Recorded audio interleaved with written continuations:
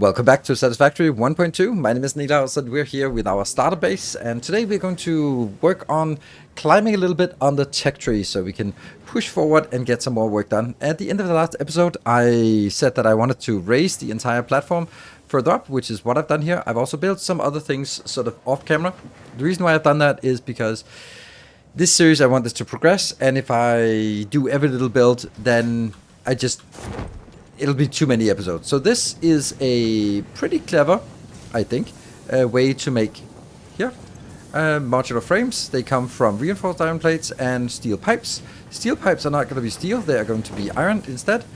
And the reinforced iron plates are going to be stitched iron plates. So the wire is going to be iron wire. So the basically is that I'm taking 115 iron ore inbound, and then I get four modular frames, which is a really good ratio to get.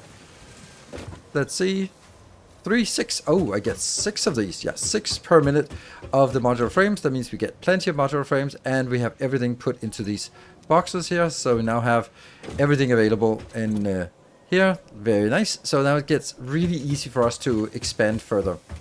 The other thing that I've done is over here. We have over here, this is the steel build that we built last time. I have expanded it so it's bigger, nicer, better, all that stuff. And it's kind of ready for, you can see here, a road, so we can bring it in by trains. No, by trucks, as we intend to do at some point, but not just yet, not just yet. What we just have is some big lines here. I have built another line. I'm not really sure I'm going to need this, but again, we have lots and lots of stuff here. I have disabled this one. This will give us a lot of materials, but if I enable it, then all of these machines kick into gear, and if I do that, then I don't have enough power, because that is our main problem right now, is that we do not have enough power for everything that we need to do, and that's why we need to focus on coal today. And in order to do that, I have built these beautiful towers, and then I will hitch a ride out here. And we're going to hitch a ride out. So can I scan while doing this? Yes, I can. So we're going to scan out here to find, you can see this is the coal we use for steel, but there is luckily also more coal right out here. And I have set up a location that is now ready for us to start working on and start building stuff. And it comes down here. Let's stitch that one. And we don't need this one anymore. So this is going to be our coal power plant. It's not going to be pretty. It's just going to be efficient. And there. Good. So how are we going to do this? We have... Oh, I probably should have looked up here. Climb back up. Here, this one is a normal one. So we can scale it up to 270 with a Mark II miner. And the other one is a pure.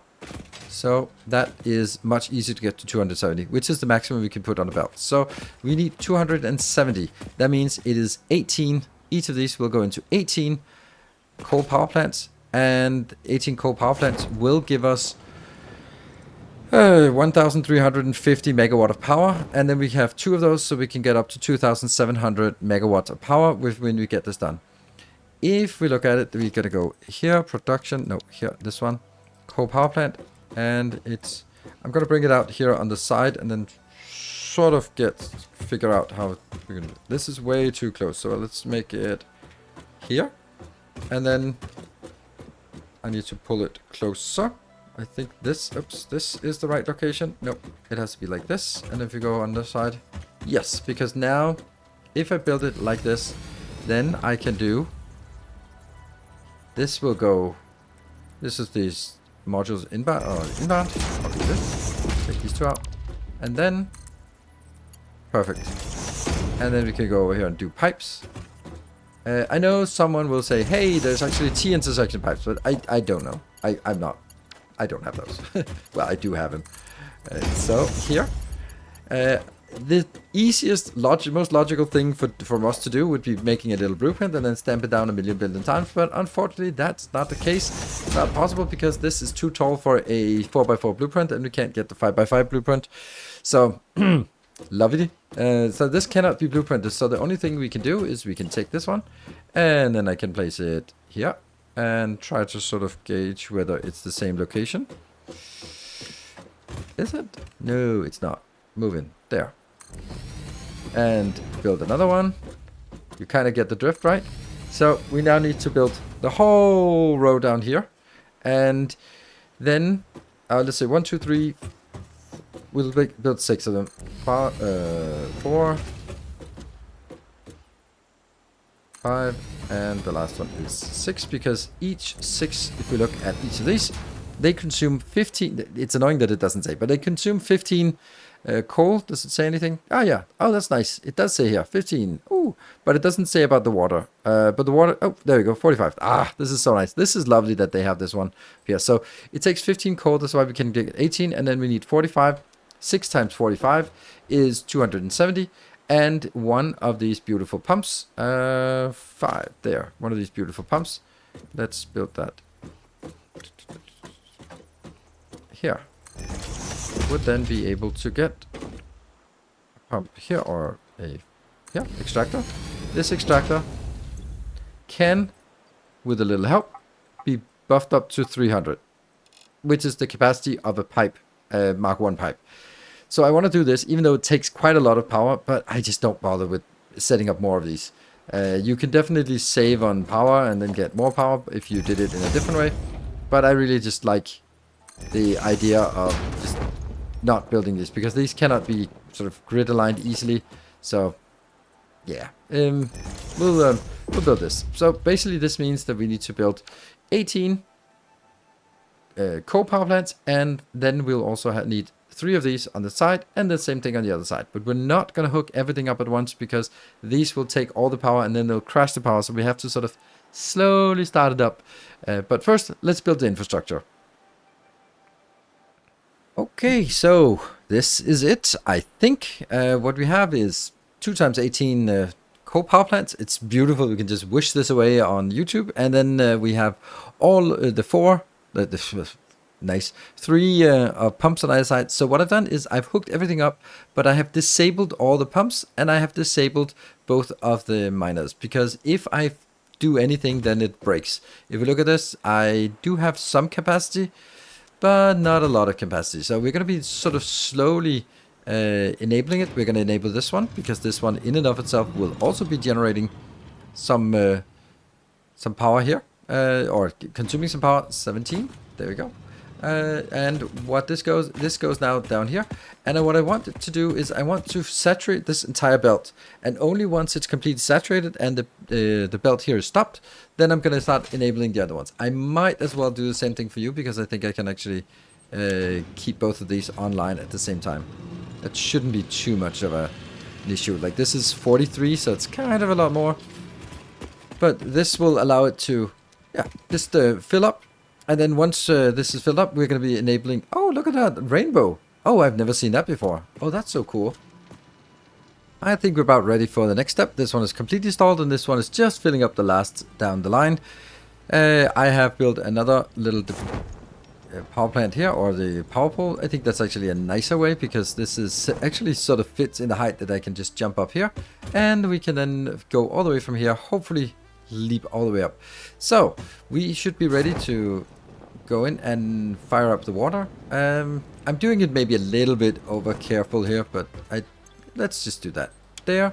So this one going, you can see it requires 67 megawatt, and if I just enabled all 6 of them, well, that would be like 400-ish megawatt of power. I'm not sure I can just absorb that, can I?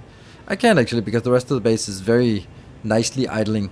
So, but what we see here is that the first one will get some water, lots of water, and we got water, and this one is now, you can see the little bit blip up here. That means we start getting some power inbound, and I really prefer to hook all of this up in the beginning. Come on, can I hit it? Can I touch it for it?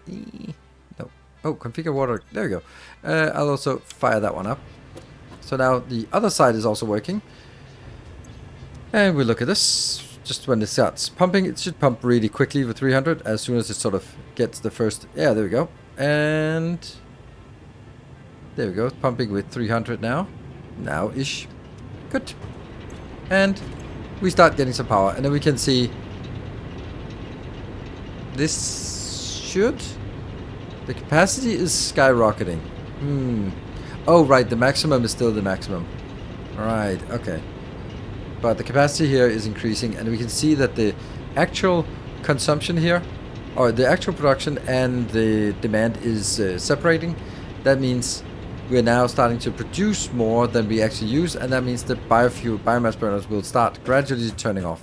We can now go to the other ones as well and hook those up and then that should be a 2,700 megawatt of power coming into our glorious little base, and then we don't need to worry about power for a long time, I hope. And that one's also going to be powered, and over on the other side we'll power the other two. Here, power that one, and now we should also be able to power the last one, and then we'll see how much power it actually takes all together. There. Oh. There. So now everything is fired up, and we can see the this is the maximum consumption, which increases. The capacity here is also increasing. This should go up and get to 2,700. And then, I don't know if it also includes the biomass burners, but it definitely should just go up. Great. Cool. Now that we have this, what is the next thing? Well, now we can actually use the steel, use the power to start working on building towards the tier 5, 6. Because yes, there's a lot of things we want to do here. We want to get trucks. We want to get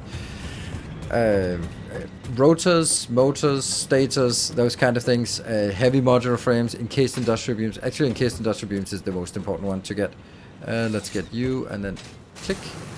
That's the most important thing. Let's see if we can... Yep, it doesn't... But, so there's a lot of factories we'd like to build, but one of the things is that the way I'm going to unlock the next tier will be with a box crafter that takes 3 hours to complete, so we might as well just get that started, and then once it's started we can start working on something else.